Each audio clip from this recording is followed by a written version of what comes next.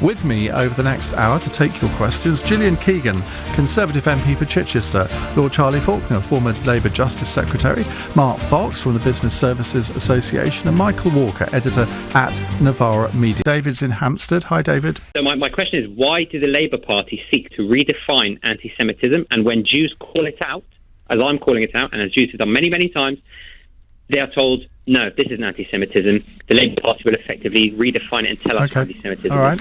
Michael Walker. So in terms of the actual question, so I mean, obviously, it's no one enjoys as a Labour Party member hearing someone talk about the party in that way. And I think most people in the party now recognise that there have been big mistakes, especially when it comes to the disciplinary process being too slow, being too awkward, and sometimes people dragging their feet, I suppose, in terms of dealing with a problem with a very small minority of people in the party. In terms of the question specifically about definitions, I'm not sure if that was in relation to the controversy last summer about the International Holocaust Remembrance Association or Alliance definition of anti-Semitism. And I mean, I was someone actually last summer who was arguing that we shouldn't adopt that definition, or at least we shouldn't adopt all the examples, and I still hold by that position. So I really do not want to reawaken that particular argument, because I don't think it was particularly productive for the Labour Party or for anyone.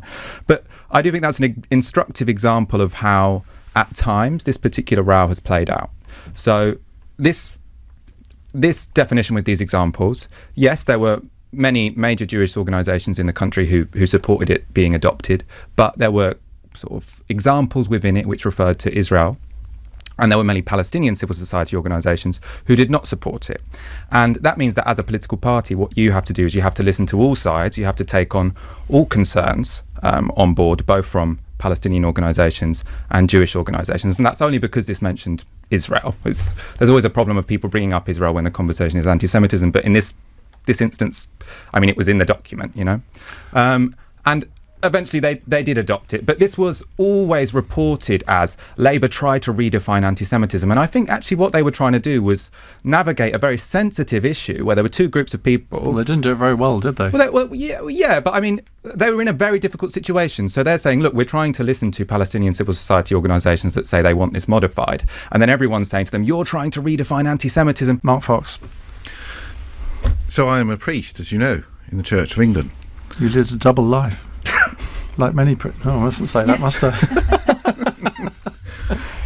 So I would simply say this, is that people of all faiths and religions, and none, should be treated with equal respect. And I think you just have to treat other human beings, wherever you find them, with decency and respect. And you know it when you see it, and you know it when you don't. Charlie Faulkner, you've got an interesting role in this, haven't you? Yeah, I mean, and just picking up what Michael said, I respect completely Michael's sincerity about the IHRA definition. His concern was that it might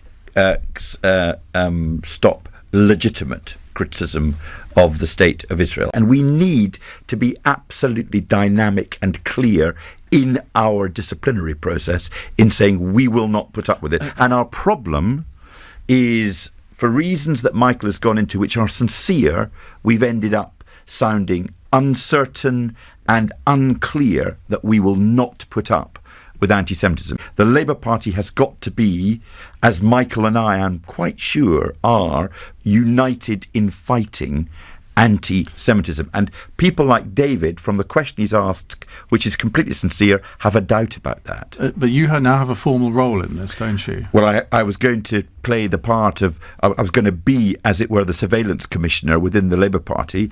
That was before the Equalities Commission came on board. All right, so I think through no fault of the Equalities Commission, it's going to take a long time for that to be dealt with. I think I am very worried, for example, about the Pete Willsman case. He's on the National Executive Committee of the Labour Party, and he said all or the vast majority of anti-Semitic complaints were procured by the Israeli embassy. Now that would give nobody any confidence if that's what a member of the ruling body thought was the source of the anti-Semitic claims. So we need to do something about it, and do something about it quickly. It's worth saying he's been suspended. Yes, he's been an important suspended. But you see, that's point. an interesting case where, Michael, you could argue that, well, that's not actually an anti-Semitic comment. It may be a distasteful comment, but it's not necessarily anti-Semitic, and that's why you go back to the agreement, I suppose, very briefly.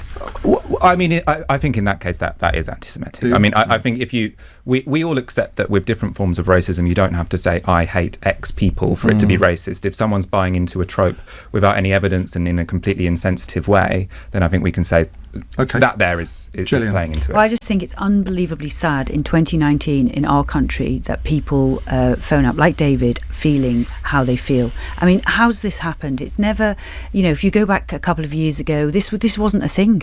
Again, it wasn't a thing. It's come from nowhere, but it's come there. And I just find it so sad that people in our country, everything we know about how Jewish people have been treated over the decades, feel that way in London, in the UK, in 2019. It's deeply sad. David, quick word from you. Yeah, I think it sums it all up, the fact that the answers from Michael and Lord Faulkner are just that, effectively, it's more complicated. I'm a Jew. I'm telling you, I have experienced it. I've experienced it from Labour members